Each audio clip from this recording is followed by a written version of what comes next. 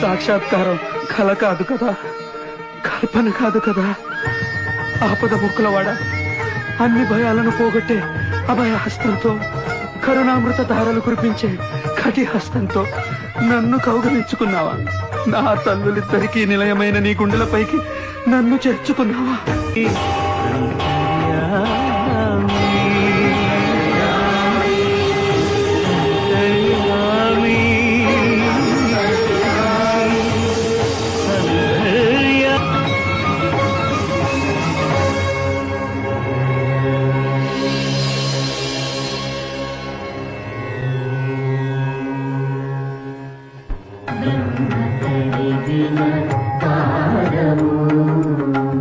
బ్రహ్మము తానే వికారము, బ్రహ్మ కలిగిన